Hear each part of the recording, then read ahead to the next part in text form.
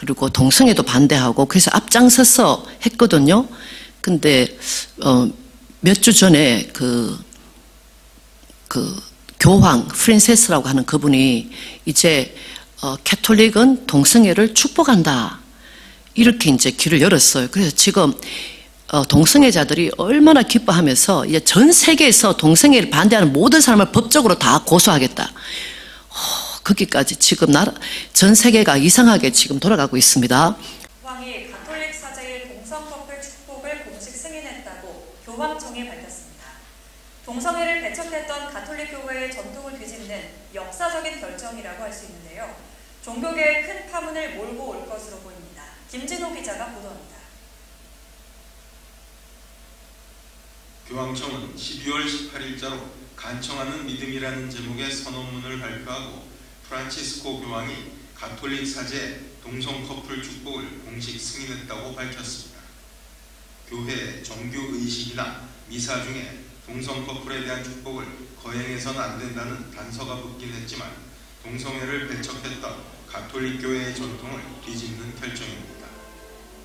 프란치스코 교황은 2013년 선출된 이후 교회가 성소수자를 더 환영하도록 노력해왔습니다. Persone di tendenze omosessuali sono figli di Dio. Dio li vuole bene. Dio li accompagna. 지난 10월 보수 성향의 추기경들이 동성결합 축복이 가톨릭 교회의 가르침과 일치하는지 등의 질문을 담은 서한을 보냈습니다. 교황은 이에 대해 일단 결혼은 이성 간의 결합에 한한다는 점을 명시하면서도 어떤 상황에서는 그러한 축복이 주어질 수 있다고 제안했습니다. 즉 사제는 개개의 경우에 따라 결정해야 한다면서 단순한 축복을 통해 하느님의 도움을 구하는 사람들에게 교회가 접근하는 것을 방해하거나 막아서는 안 된다고 설명했습니다. 교황청 교의성은 축복은 모든 규정에 어긋난 상황을 승인하는 것은 아니지만 하느님이 모든 일을 환영한다는 의미라고 밝혔습니다. 축복의 정의를 확장해 동성 커플을 공식적으로 인정하거나 결혼과 관련한 교리를 바꾸지 않고도 축복하는 게 가능하다는 것입니다. 하지만 성경의 가르침과 맞지 않는다며 동성결혼에 반대하는 교회 지도자와 교인도 많아 이번 결정은 가톨릭계에 큰 파문을 몰고 올 것으로 보입니다. YTN 김준호입니다. 2000년 동안 내려왔던 그 성경대로 어쨌든 간에 캐톨릭도 문제가 많았고 그래서 또 개신교가 또 나왔지만 그래도 그 낙태를 반대하고 동성애를 2000년 동안 반대했던 이 캐톨릭이 돌아섰어요. 그래서 캐톨릭의 배교가 시작이 됐습니다. 그래서 많은 교회들이 캐톨릭이 연합으로 지금 그 동성애자들을 이제 환영해야 되고 들어오면 축복해줘야 된다. 그래서 지금 많은 비숍들 그리고 많은 분들이 자기가 몸담았던 캐톨릭을 떠나지 아니하면은 자기의 믿음을 지킬 수가 없는 지금 이제 그게 첫 단추가 이제 열리기 시작된 것입니다. 그래서 우리가 북한만 믿음 지키기 어려운 것이 아니고 이제 천주교에 소속되어 있는 많은 리더들이 그 옷을 벗지 않으면은 그것을 잊지 못하고 교인들도 마찬가지고 또 그 바람이 또 지금 또 그렇잖아요. 장로교 특히 장로교도 지금 변질이 됐잖아요. 감리교도 변질이 됐잖아요.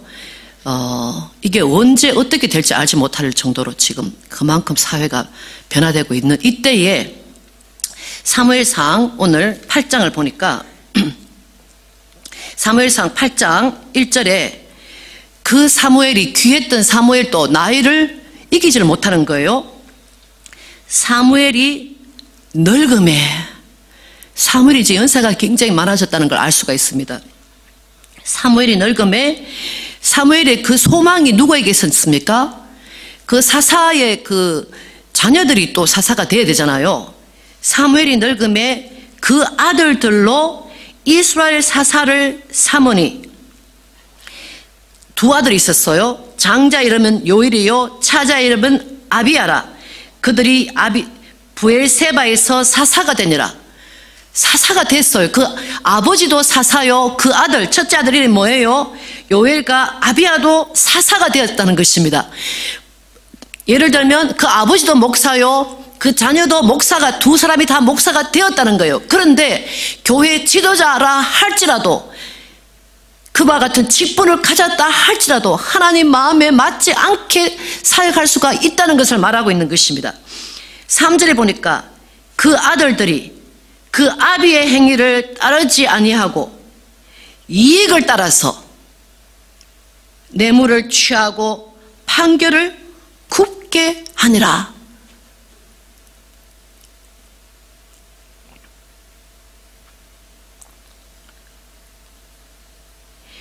그 아들들이 그 아버지 최고의 사사였던, 그 아버지에게 훈련받았던, 같이 살았던, 같이 잠을 잤던, 같이 먹고 살았던 그 아들들이 그 아버지의 행위를 따르지 아니하고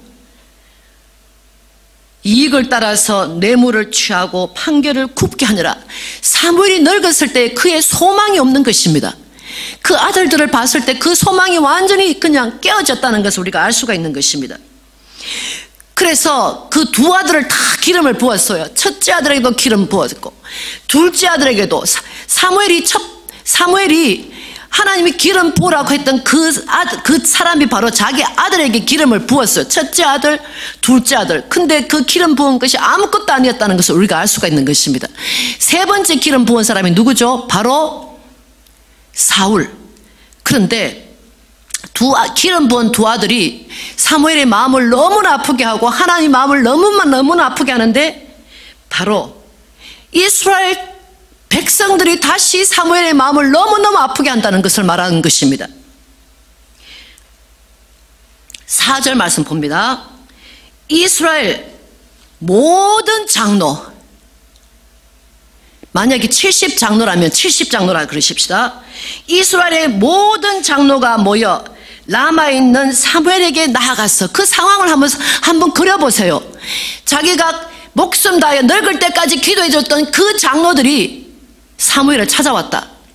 근데 사무엘을 기쁘게 하는 것이 아니고 사무엘 마음을 흔들어 놓기 위해서, 하나님과 사무엘의 가는 그 길을 막기 위해서, 방해하기 위해서 그 많은 모든 장로들이 사무엘에게 왔다. 이스라엘 모든 장로가 모여 라마에 있는 사무엘에게 나아가서, 사무엘의 집이 라마에 있잖아요. 그래서 그 모든 장로가 사무엘에게 하는 말이 뭐죠? 그에게 이르되 보소서, 첫 번째, 당신은 늙고 당신의 아들들은 당신의 행위를 따르지 아니하니. 자, 첫 번째가 사무엘의 아킬레스건, 누른 것을 어떻게 할 것입니까? 그런데 그 장로들이 첫 번째 하는 말이 당신은 늙었다. 그리고 당신의 배에서 나왔던 그 당신의 자녀들은 행위가 당신을 따르지 않는다. 그래서 이제 하나님이 우리에게 명령하신 그 길로 가는 것이 아니고, 우리가 세상 사람이 가는 그 길로 당신을 어게인스트 하길 원한다, 당신을 대적하길 원한다 하면서 찾아온 것입니다. 열방과 같이, 다른 나라와 같이 이스라엘 나라는 열방과 다른 것입니다. 이스라엘 나라는 하나님이 특별히 뭘 줬죠? 10계명을 준 나라잖아요. 하나님이 특별히 사랑하는 그 백성이잖아요. 근데 우리는 하나님의 특별한 그 은혜가 필요 없다. 우리는 다른 사람과 같이 살고 싶다, 다른 나라와 같이 살고 싶다. 그러면서 왕을 세워 우리를 다스리게 하소서. 당신이 아니라, 아직 살아있는데, 사무엘이 살아있는데, 당신이 아니라, 당신의 자녀가 아니라 우리가 모르는 왕을 세워서 우리를 다스리게 하소서. 6절, 우리에게 왕을 주어 우리를 다스리게 하라 한 그것을 사무엘이 기뻐했습니까? 안 기뻐했습니까? 그 말을 사무엘이 기뻐하지 아니하여 마음을 너무 상해진 거예요. 사무엘이 너무 마음이 상해서 여호와께 기도하며 여호와께서 말씀해 주셨다. 그게 바로 7절입니다. 여호와께서 사무엘에게 이르시되 백성이 내게 한 말을 다 들어라. 그들이 원하는 대로 해줘라. 민주주의 국가를 만들어줘라. 그 말씀하시는 것입니다. 그들이 너를 버린 것이 아니오. 누구를 버렸다? 여호와 나를 버렸다. 나를 버려 하나님이 자기들의 왕이 되지 못하겠다. 와, 이거 굉장히 무서운 말씀입니다. 모든 장로들은 자기들이 다 맞다고 생각했어요. 그래서 힘을 합쳐서 사무엘에게 당신은 늙었고, 얼마나 그 조건들이 맞아요. 당신은 늙었고 당신 아들은 당신의 길을 따르지 않으니까 왕을 세워라. 그런데 하나님께서 하시는 말씀은 그들이 너를 버린 것이 아니고 나를 버렸다. 무슨 이야기를 하고 계시는 것입니다. 그래서 사람들이 보기에 너무너무 좋은 사람을 세워줘요. 하나님은 사람의 심장을 보는데 사람들은 그 사람의 외모를 보여요. 와, 키가 크다. 와, 멋있다. 와, 잘 산다. 똑똑하다. 근데 하나님은 외모를 보시지 않는데, 하나님께서는 그 사람들이 우리에게 왕을 달라니까 하나님이 인간의 마음을 너무 잘 아시니까 모든 사람보다 우리 자슈와 우리 영민이 같이 다른 사람보다 머리가 하나 더 큰 누구를 세웠어요? 사울을. 이스라엘 백성들이 좋아할 사울을 세워라. 기름을 부어라. 그렇게 말씀하시는 거예요. 하나님이 기뻐가지고 사울을 세운 것이 아니고 인간들이 좋아할 그 조건을 갖춘 사울에게 기름을 부으신 그 하나님이 사울의 마지막을 몰랐겠습니까? 근데 나중에 사울이, 그 멋있던 사울이 하나님을 대적하잖아요. 그래서 사무엘이 그 16장 사무엘상 16장 한번 보십니다. 사무엘이 너무너무 울어요.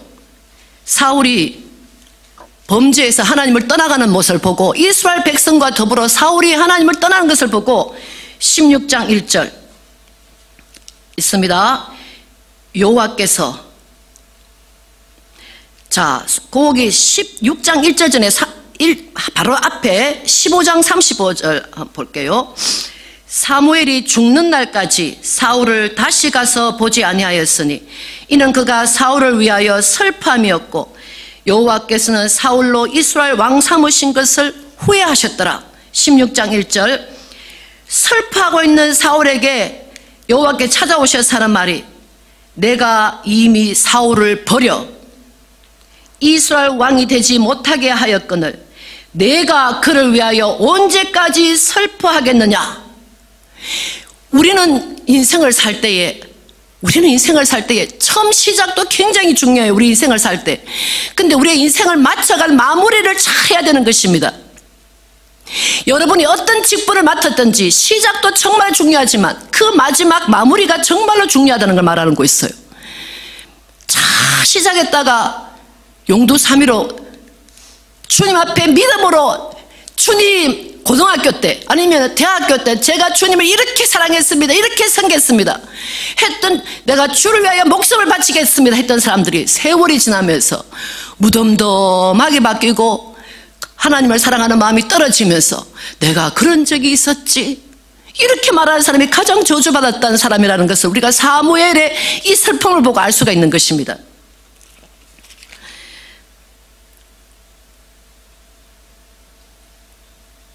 내가 그를 위하여 언제까지 슬퍼하겠느냐. 그러면서 이 나이가 많은 사무엘에게 다시 한번 하나님께서 뭘 주시죠? 다시 한번 일을 맡기시는 것입니다. 무엇이냐? 너는, 슬퍼하고 있는 사무엘에게 너는 무엇을? 올리브 기름을 뿔에다가 이게 뿔 있잖아요. 동물의 뼈. 거기다 기름을 담거든요. 뿔에 채워 가지고 가라. 내가 너를 베들레헴 사람 이새에게로 보내리니 이는 내가 그 아들 중에서 한 왕을 예선하였음이니라. 이제는 모든 것을 포기했던 사무엘에게 하나님께서 다시 한번 은혜를 주신 그 하나님을 여러분을 다시 만나고 싶으십니까? 아멘. 모든 것이 포기되고 자기는 늙고 어떻게 할 수도 없는 그 상황에서 나는 이제는 나에게 한계점을 느낀다. 어떻게 할 줄을 알지 못하는 그때에 주님께서 하시는 말씀이 내가 너에게 사명을 맡긴다. 그 사명이 뭐냐? 이새의 아들에게 그 집을 찾아가라. 올리브 기름을 가서 한 아들에게 기름을 부어주라고 마지막 사명을 주시는 그 하나님이 우리에게도 마지막 사명 주실 줄로 믿습니다. 아멘. 뿔을 준비하시는 분, 주님이 나의 뿔이시오, 예수님이 나의 뿔이십니다 라고 생각하는 사람에게는 주님이 기름을 부으시는 것입니다. 그래서 누구에게 기름을 붓죠? 다윗에게 기름을 붓는데 그 다윗이 누구예요? 바로 1000년 뒤에 오실 예수님의 조상이 되잖아요. 왕권을 주시잖아요. 바로 1000년 전에 사무엘이 예수님이 오실 걸 알지도 못하는데 예수님의 조상이 될 그 다윗에게 기름을 부어 왕으로 삼는데 사용됐던 그 사무엘, 우리가 나이가 늙었다 할지라도, 우리가 나이가 많다 할지라도 하나님께서 각자에게 주시는 그 사명이 있다는 거. 근데 먹을 거 다 먹고 잘 거 다 자고 다른 행동, 다른 주님을 찾는 행동이 아니라 이 세상에 향한 모든 것을 다 하다가 어떻게 하나님 맡기신 그 사명을 우리가 감당하겠습니까? 그래서 하나님, 사무엘이 마지막에 하나님께서 그 한계쯤에 달하였을 때에 하나님께서 사무엘에게 은혜를 베풀어 주신 것처럼 저를 그냥 지나가지 마시고 2024년에 저에게도 사명을 허락해 주셔서 하나님 예수님 오실 길을 준비했던 그 다윗에게 기름 부었던 그 사무엘의 축복이 있기를 원합니다. 그러기 위해서는 인간적으로 손해를 봐야 되는 거예요. 그러기 위해서는 배신도 당해봐야 되는 거예요. 그러기 위해서는 그것을 이겨나가야 되는 거예요. 예수님이 모든 것이 다 칭찬받고 모든 것이 다 됐습니까? 예수님을 따라가는 사람은 사무엘과 같이 고통도 당해봐야 되고 그럴 때 주님을 만날 수가 있는 것입니다. 그래서 오늘 짧은 영상이지만 한 3분 영상, 3분인지 5분인지 정확하게 모르겠어요. 가끔 우리 람 부교님 보고 10시에 오시라고 그랬는데 오실 수 있으면 오실지 안 오실지 몰라가지고 제가 늘 준비를 하고 있는 것입니다. 영어로 그리고 한국말로 짧은 영상 우리 한번 보시겠습니다. 사무엘이 너무너무 슬퍼할 때에 있었던 그 영상 같이 한번 보겠습니다. 3분이네요. Samuel was grieving. Samuel had poured out his whole life on the nation of Israel. And now they were saying to him, if you read the whole story, 1 Samuel chapter 8, behold, you are old and your sons walk not in your ways. He's poured it out on his congregation, the nation of Israel, and they've rejected. We want a new way. We want a king. We want to go a different way. And now he filled his horn up again and he poured it out on his sons that those boys did not walk in the ways of their father. He's a two-time loser. So now there's this guy named Saul, and God says, fill your horn with oil, and you go pour it on him. And he was the first king of Israel, and he was so anointed and so powerful. Then the story ends tragically because Saul, whom he had anointed, had fallen to great sin and been rejected now by God. The climate of rejection steps into Samuel's life. He's poured it out and poured it out and poured it out, and he is drained. His horn is empty. You know, there's just something about life that can empty your spirit. You're still carrying on, still going about, still moving around, but inside, spiritually, you're empty. To 1 Samuel chapter 16. How long will you mourn for Saul? Seeing I have rejected him from reigning over Israel, fill your horn with oil and go.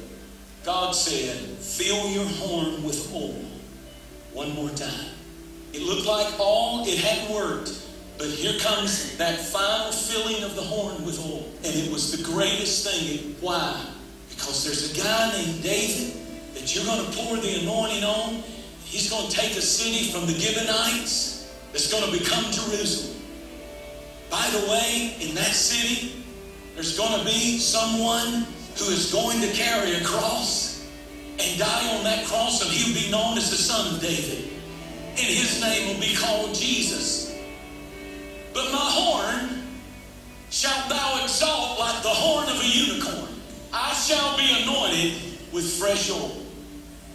I said, every one of you who say Jesus is Lord of my life, you've got to fill that horn with fresh oil, that you just don't keep standing there drained inwardly of all the joy of the Lord because of all of the cuts and the nicks. So you must claim Psalms 92 and 10. Lord, fill my horn with fresh oil.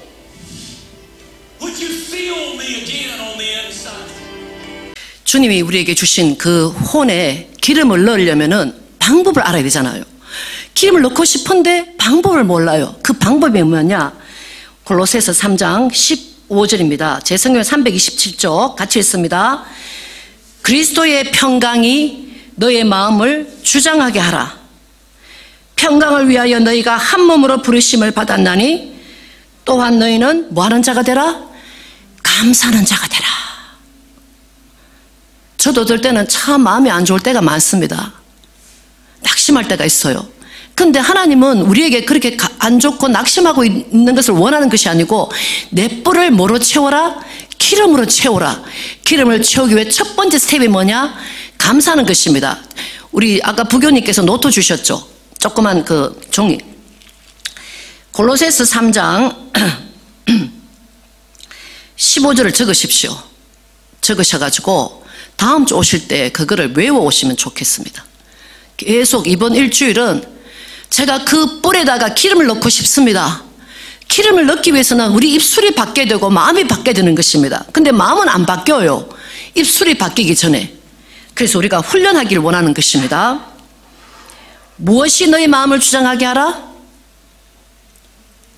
그리스도의 뭐가? 평강이. 그리스도의 평강이 뭐를 주장하게 하라? 너의 마음을 주장하게 하라. 뭐를 위하여? 평강을 위하여 너희가 한 몸으로 부르심을 받았나니 또한 너희는 감사하는 자가 되라. 아멘. 할렐루야. 그래서 주님 한계쯤 이르렀던 우리가 끝까지 이 삶에서 끝나는 것이 아니고 주님 은혜에서 믿음으로 바뀌기를 원합니다. 감사하는 거. 아멘. 아멘. 잠깐 기도하시겠습니다. 좋으신 하나님 감사합니다. 오늘도 한계쯤 이르렀던 사무엘에게 다시 한번 사명을 허락하셔서 너의 엠티된 아무것도 없는 그 뿔에 기름을 채워서 다윗에게 가라고 말씀하신 것처럼 주여 저희들도 가기 전에 그 뿔에 기름을 감사의 기름을 넣을 수 있는 귀한 이 한 주간이 될 수 있도록 축복하여 주시옵시고 주님이 받으시는 귀한 예배가 될 수 있도록 도와주시옵소서. 할렐루야. 감사하며 예수님 이름으로 기도했습니다. 아멘. 아멘.